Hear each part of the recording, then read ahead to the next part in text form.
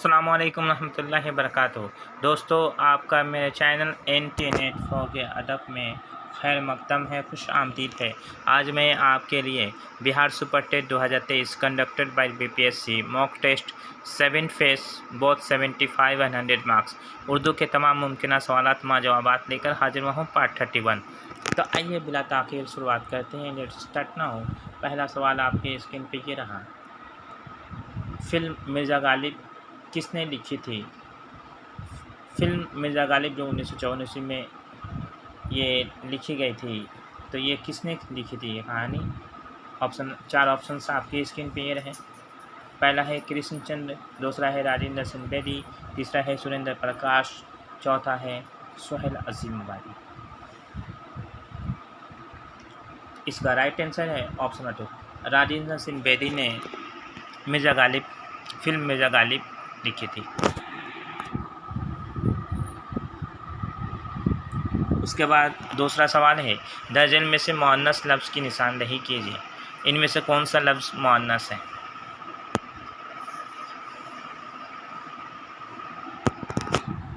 इसका right answer है option 2, खिड़की, ये मुअन्नस है, बाकी तीनों मुज़क्कर हैं।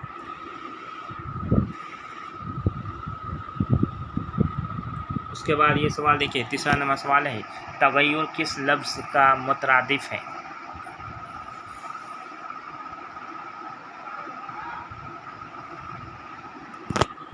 इसका राइट आंसर ऑप्शन नंबर 2, तबद्दुल। तगय्युर किस लफ्ज़ का मुतरादिफ है? तबद्दुल का। तबद्दुल का मतलब होता है तब्दील करना। तगय्युर माने भी होता है तब्दील करना।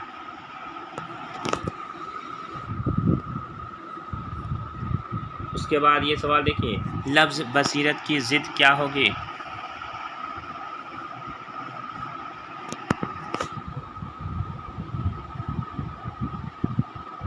इसका राइट आंसर ऑप्शन नंबर 4, कुतह नज़री।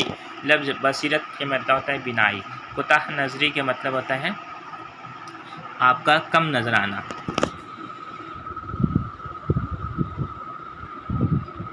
उसके बाद ये सवाल देखिए, ज़िल में से कौन चांद का मुतरादिफ नहीं है?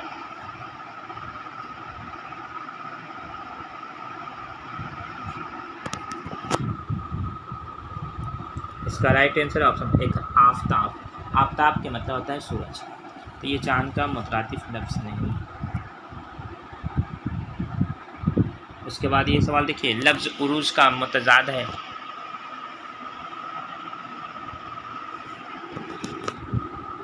इसका राइट आंसर ऑप्शन 2, ज़वाल। उरूज की ज़िद है ज़वाल।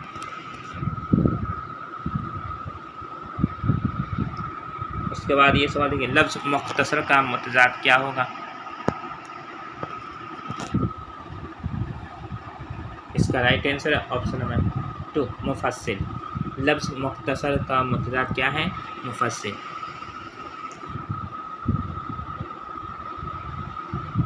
उसके बाद ये सवाल देखिए, लफ्ज़ इशरत का मुतज़ाद होगा? इसका राइट आंसर है ऑप्शन 1, गम।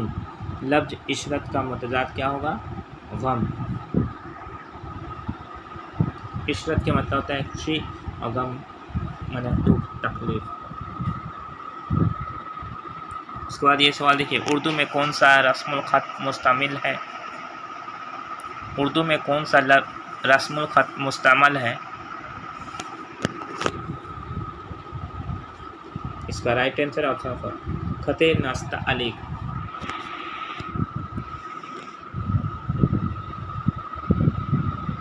उसके बाद ये सवाल देखिए, लोगी मानी के अलावा दूसरे मानी निकालना क्या कहलाता है?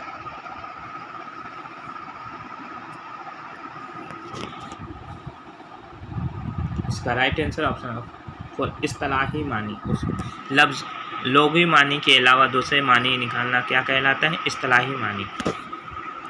मैंने हर चीज़ का दो मीनिंग होता है, एक लोगी मानी होता है और लोगी मानी को असल मानी, इस्तिलाही मानी हकीकी मानी इस्तेमाल किया गया। उसके बाद ये सवाल देखिए, गज़ल किस लफ्ज़ से बना है?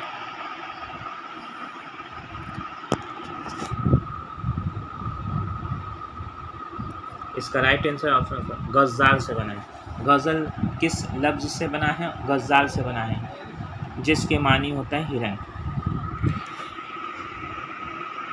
जब शेर हिरन का शिकार करता है, ये शिकारी कुत्ते जब हिरन का पीछा करते हैं और हिरन जो है भागते हुए उसके दिल से दर्द में आवाज़ निकलती है, उसी को हम क्या कहते हैं?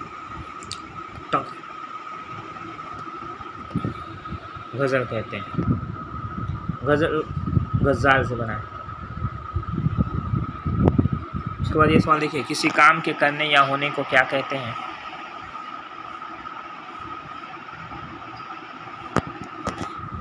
इसका राइट आंसर है ऑप्शन ए, फेल कहते हैं। उसके बाद ये सवाल देखिए, आलिम का मुतज़ाद क्या है?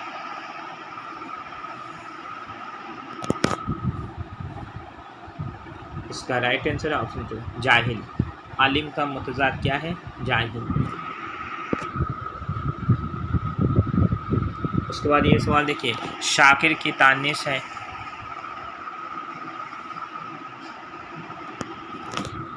इसका राइट आंसर है ऑप्शन 1, शाकिरा। शाकिर की तानीस यानी शाकिर की मुअन्नस है शाकिरा। उसके बाद ये सवाल देखिए, सैयद मोहम्मद हसनैन की पैदाइश कब और कहाँ हुई थी?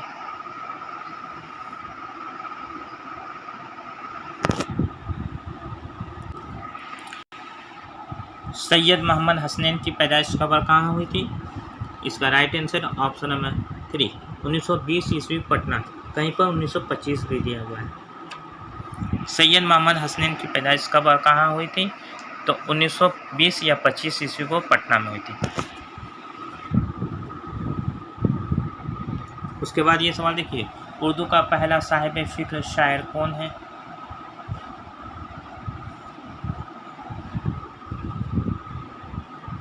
इसका right answer option 2, Mirza Ghalib. Urdu का पहला साहिब फ़िक्र शायर कौन है?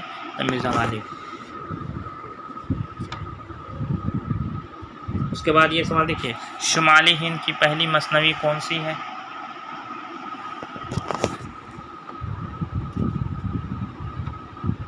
इसका राइट आंसर ऑप्शन 5, दिक्कत कहानी जो है शुमाली हिंद की पहली मसनवी है। उसके बाद ये सवाल देखिए, मनाजिल में से कौन शायर दबिस्तान लखनऊ से ताल्लुक़ रखता है?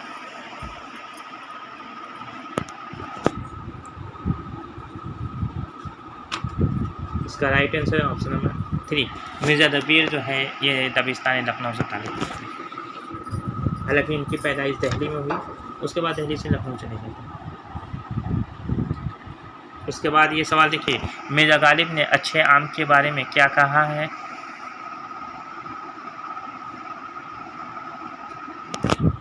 इसका राइट आंसर ऑप्शन नंबर 3, बहुत से हों और बहुत मीठे हों। मिर्ज़ा गालिब ने अच्छे आम के बारे में क्या कहा है? बहुत से हों और बहुत मीठे हों। उसके बाद ये सवाल देखिए, इनमें से कौन मीर का हम असर नहीं है?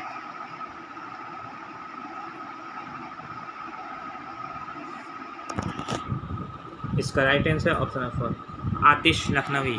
ये मीर का हम असर नहीं है।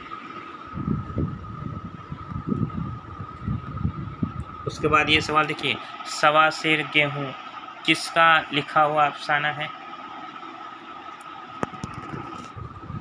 इसका right answer option 4, Munshi Premchand का अफसाना है। सवा सेर गेहूँ किसका लिखा हुआ अफसाना है? मुंशी प्रेमचंद का अफसाना है।